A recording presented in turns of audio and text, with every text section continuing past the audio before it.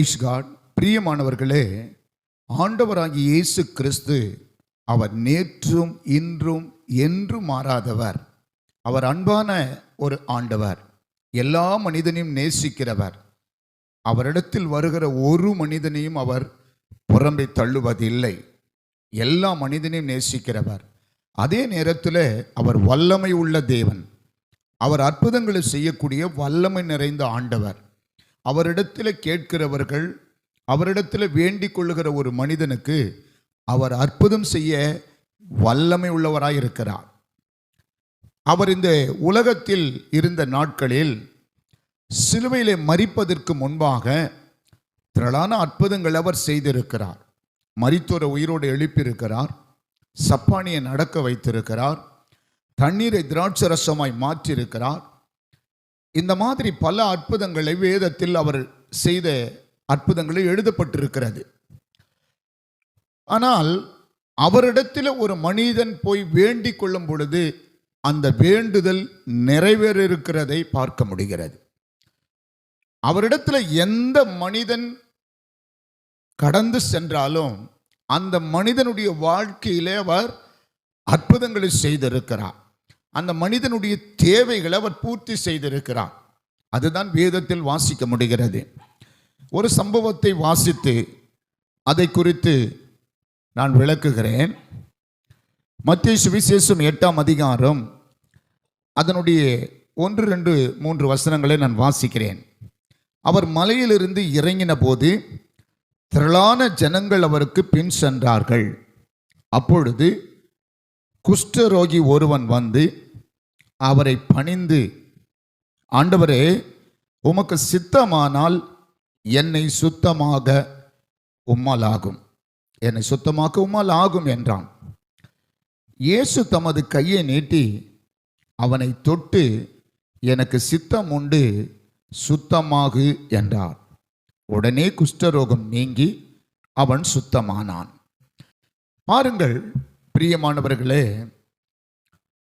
இந்த இடத்தில் ஒரு குஷ்டரோகம் உள்ள மனிதனை, அவனுடைய வியாதியை குறித்து நம்ம வாசிக்கிறோம். ஒரு குஷ்டரோகம் உள்ள மனிதனுடைய நிலை எப்படிப்பட்டது என்பதை நாம் சிந்தித்து பார்க்க வேண்டும்.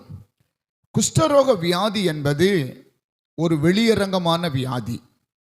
அது உள்ளே காணப்படுகிற மறைவான வியாதி அல்ல. சரீரத்தில் காணப்படுகிற ஒரு கட்டியை போன்றது அல்ல. மறைந்து செயல்படுகிற கொள்ளை நோய் அல்ல. அது வெளியரங்கமாக காட்சியளிக்கிற ஒரு நோய். இந்த நோய் பிடித்திருக்கிற மனிதனை யாரு நேசிப்பது இல்லை. நேசிப்பது குறைவுதான் உலகத்தில். பொதுவாகவே ஒரு நோய் வர, நோய்பட்டு ரொம்ப நாள் நோய்பட்டு கிடக்கிற மனுஷர்களை நேசிப்பது ரொம்ப கஷ்டம் மனுஷர்களுக்கு. ஏன்னா நோய்வாய்ப்பட்டு விட்டாலே எவ்வளோ காலம்தான் பார்க்குறது அப்படின்னு ஒரு வருத்தம் அவங்க மேலே வந்து அவங்கள ஒதுக்கி தள்ளுற ஒரு நிலைக்கு இன்றைக்கு உலகத்தில் பார்க்க முடிகிறது, அப்படிப்பட்ட சூழல்களை. ஆனால் இந்த மனிதன் ஆண்டவராகிய இயேசுவினிடத்தில் போய், ஆண்டவரே, உமக்கு சித்தமானால் என்னை சுத்தமாக்க உம்மால் ஆகும் என்றான். நீங்க விரும்பினா எனக்கு சுகம் கொடுக்க முடியும், உம்மால் அது நடக்கும், நான் நம்புறேன், நீங்க அதை செய்ய முடியும் என்றான்.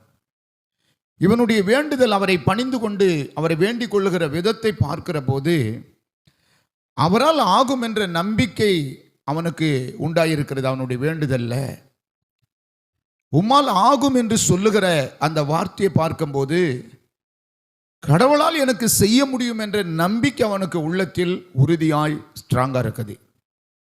அதனால அவன் வேண்டிக் கொள்றான். பொதுவாக வேதத்தில் வாசிக்கும் போது ஆண்டவரிடத்தில் வந்த ஒரு மனிதனையும் ஆண்டவர் புறம்பே தள்ளினதாக இல்லை. ஒரு மனிதனுடைய வேண்டுதலையும் அவர் நிராகரித்ததாக இல்லை.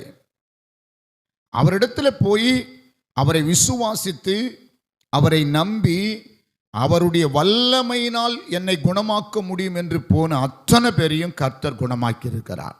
தேவையோடு போனவர் மனிதர்களுடைய தேவையை கர்த்தர் சந்தித்திருக்கிறார், பூர்த்தி செய்திருக்கிறார். வியாதியோடு சென்ற மனிதர்களுடைய அந்த வேண்டுதலை கேட்டு கர்த்தர் சுகமாக்கி இருக்கிறார். ஏன்னா ஆண்டவர் ஒரு மனுஷனையும் புறம்ப தள்ளது இல்லை. அதனால தான் என்னிடத்தில் கேட்கிற எவனும் பெற்றுக்கொள்ளுகிறான் என்று ஆண்டவர் சொல்லுகிறார். என்னிடத்தில் கேட்கிற எவனும் பெற்றுக்கொள்ளுகிறான், கேளுங்கள் அப்பொழுது உங்களுக்கு கொடுக்கப்படும். பிரியமானவர்களே, ஒன்று புரிந்து கொள்ளுங்கள், ஆண்டவராகிய இயேசு கிறிஸ்து சர்வ வல்லமை உள்ள தேவன். அவரிடத்தில் எந்த மனுஷன் உண்மையாய் வேண்டுதல் செய்தாலும் அந்த மனுஷனுடைய வாழ்க்கையில் ஒரு மாற்றங்களை தேவன் உருவாக்க வல்லமுள்ளவராய் இருக்கிறார். இதை கேட்டுக்கொண்டிருக்கிற உங்களுடைய வாழ்க்கையில் உங்களுடைய வேண்டுதல் என்ன, உங்களுடைய தேவை என்ன, உங்களுடைய சூழ்நிலை எப்படிப்பட்டது, ஆனால் கர்த்தர் அதை அறிவார். அவரிடத்தில் போய் நீங்கள் வேண்டிக் கொள்ளுங்கள். அவரிடத்தில் போய் அவரை பணிந்து வேண்டிக் கொண்ட அந்த குஷ்டரோகம் உள்ள மனுஷனுடைய வியாதியை கர்த்தர் தொட்டு சுகமாக்கினார். குஷ்டரோகம் உள்ள மனுஷனுடைய வியாதியை தொட்டு ஆண்டவர் சுகமாக்கினார். அவனை தொட்டாலே அது தொற்றிக்கொள்ளும் ஒரு தொற்று வியாதி குஷ்டரோகம். அப்படிப்பட்ட யாரும் நேசிக்கப்படாத மனுஷன், யாரும் அன்பு கூறாத ஒரு மனிதன், அப்படிப்பட்ட மனிதன் வேண்டிக் கொள்ளும் போது ஆண்டவர் இரக்கம் செய்கிறார்.